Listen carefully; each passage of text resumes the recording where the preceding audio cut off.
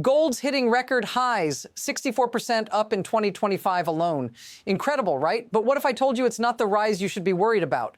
Gold's soaring, but history warns us that when something climbs this fast, a crash might be just around the corner. You're probably thinking, that's impossible, right? Gold's never just crashed after a surge. Well, stick with me. In the next minute, you'll understand why this time could be different. And I guarantee what you'll learn next could change how you see your investments, and fast.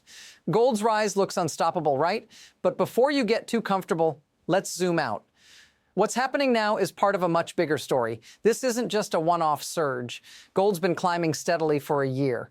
But what happens when history starts repeating itself? If you look back at the last few decades, this is the kind of pattern we've seen before, one that leads to massive shifts in the market.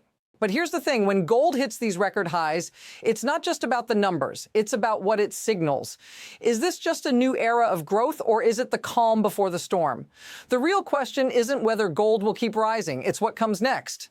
And that's exactly what you need to know, because right now we're standing on a tipping point. Now let's look at the big picture. In 1980, gold surged just like it has now. But here's where it gets interesting. Back then, it wasn't just about the price of gold, it was about the loss of confidence in the US dollar. Inflation was out of control, oil prices were soaring, and markets were shaken. Gold wasn't just a commodity, it was a lifeline. By January 1980, gold had peaked at $850 an ounce before crashing by 65%. But what triggered that collapse wasn't just the price, it was a change in trust. When people regained confidence in the dollar, gold's role in the system collapsed right along with it. So, could it happen again? Well, the conditions aren't exactly the same, but some of the signals, they're eerily familiar. Here's where it gets tricky. Gold doesn't fall just because it's too expensive. It falls when confidence in paper currency returns. That's the key. Most people miss this. Back in the 1970s, gold rose steadily as people lost trust in the dollar. But once that confidence was restored, thanks to extreme interest rate hikes by Paul Volcker, it was game over for gold. Imagine this, interest rates at 20%. Could you even imagine having a mortgage with an 18% interest rate? That was the reality for some. The Federal Reserve made it clear, if you trust the dollar again, you won't need gold to protect your wealth. And guess what? It worked. Gold's role as a safe haven diminished and the market crashed.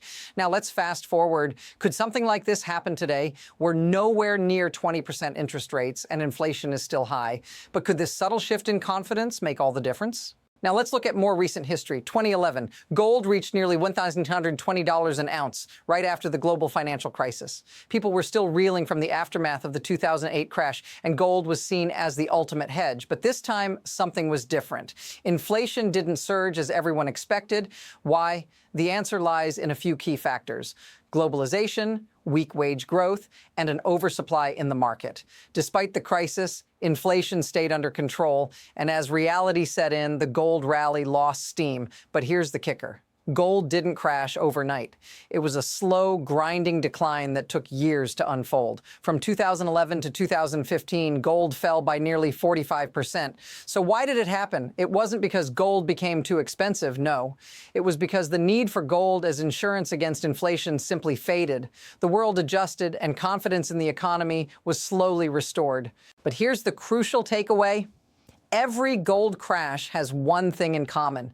It's not just about the price.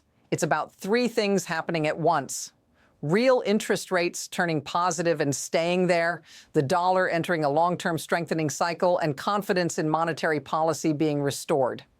When all these align, gold starts to lose its luster. Think about it. Real interest rates today are still negative. The Fed's interest rates are at 3.75%, but inflation is higher. That means money is still losing value.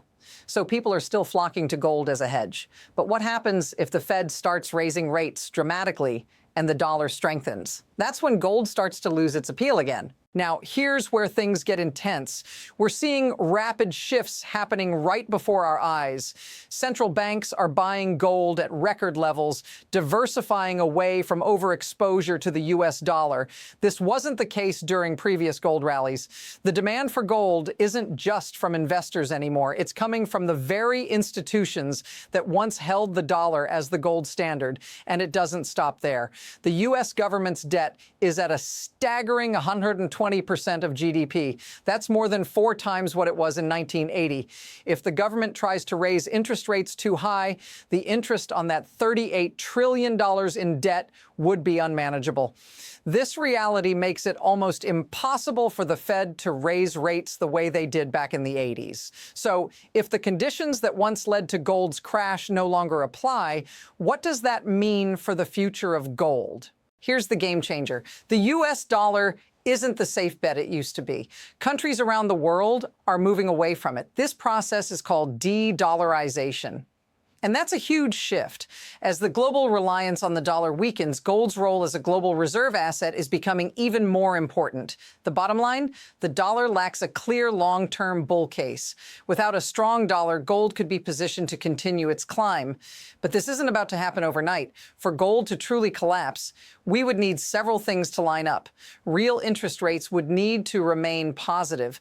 The dollar would need to strengthen significantly. Central banks would need to sell off gold. And there would need to be a political will to accept severe economic pain. These factors all played a role in gold crashes before. But do we see them coming together today? That's the real question. So let's get real about the downside risk. The question isn't, will gold crash? It's about what kind of downside is realistic in this environment. And here's what I see happening. First, there's the scenario where gold moves sideways for an extended period of time. This is what we call volatility and consolidation. In other words, gold could stay within a certain price range, neither soaring nor crashing, for months or even years. Then there's the scenario where gold experiences sharp corrections within an ongoing bull market. This is the second possibility. Gold might drop 15% or more, triggered by unexpected news or a change in market sentiment. It would feel like a crash, but it wouldn't signal the end of the gold rally. It would just be a temporary dip in a longer-term upward trend. But here's the scenario that scares many: a bear market for gold. This is what people fear most, the idea that gold has peaked and it's all downhill from here. But here's my take. For that to happen, we'd need a level of policy change that's simply incompatible with today's political and economic realities. With the U.S. government's debt levels and the Fed's current stance, this isn't the most likely outcome. However, it's important to understand that gold doesn't just rise because of inflation. It rises because people lose confidence in the currency. And today, the system is still built on trust, or rather, the lack of it. As long as central banks continue to buy gold and the dollar remains vulnerable, gold's role as a store of value isn't going away anytime soon.